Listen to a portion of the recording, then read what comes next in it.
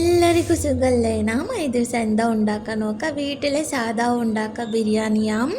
കുറച്ച് ദിവസമായി ഞാൻ വീഡിയോ വെച്ചിട്ട് കുറച്ച് ബിസിയായി പോയി, അത്ര വേറെ ഒന്നുമില്ല.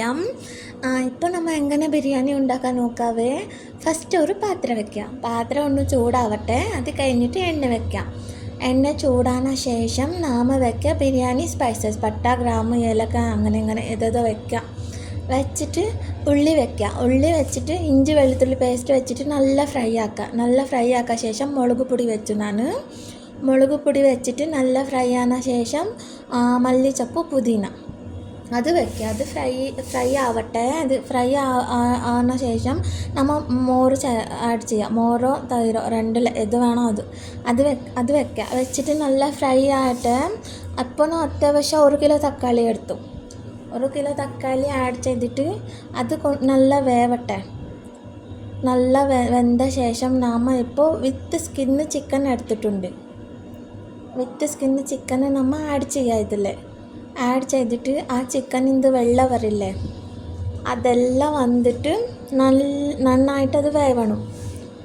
നന്നായിട്ട് വേവ ശേഷം ഞാൻ ഇപ്പോൾ കുറച്ച് ഗരം മസാല ആഡ് ചെയ്യാം. ഗരം മസാല ആഡ് ചെയ്തിട്ട് ഇതിൽ മുളക് പൊടി വയ്ക്കും. കുറച്ച് മുളക് പൊടി വെച്ചില്ലേ, ഗരം മസാല വെച്ചും മല്ലിപ്പൊടി വയ്ക്കാം. മല്ലിപ്പൊടി വെച്ചിട്ട് നല്ല ഫ്രൈ ആവട്ടെ. നല്ല ഫ്രൈ ആന ശേഷം ഇത് എണ്ണ തിളച്ച് വരില്ലേ, അപ്പോൾ ഈ ബിരിയാണി മസാല റെഡി ആവും. അപ്പോൾ ബിരിയാണി മസാല റെഡി ആയിട്ടുണ്ട്. എണ്ണ തിളച്ച് വന്നു, കണ്ടോ? ഇപ്പോൾ നമ്മൾ ലാസ്റ്റിൽ കസ്തൂരി മേത്തി വെക്കുക. ഇതും ബിരിയാണിക്ക് നല്ല മണം വരും, പക്ഷെ ടേസ്റ്റ് വരും. ഇപ്പോൾ ഞാൻ 2 കിലോ അരി എടുത്തിട്ടുണ്ട്. അതൊക്കെ വെള്ളം ഞാൻ മെജർമെൻറ്റ് ചെയ്തിട്ട് വെച്ചു. വെള്ളം തിളപ്പിച്ച് വന്ന ശേഷം ഇപ്പോൾ ഞാൻ അരി ആഡ് ചെയ്തിട്ട് ഒന്ന് നല്ല ഇളക്കി തരട്ടെ.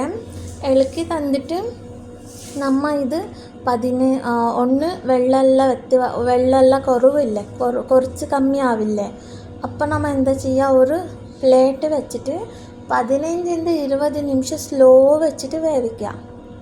സ്ലോ വെച്ചിട്ട് വേവിച്ചാൽ നന്നായിട്ട് വേവ് ബിരിയാണി. ഇപ്പോൾ 15 നിമിഷം കഴിഞ്ഞു.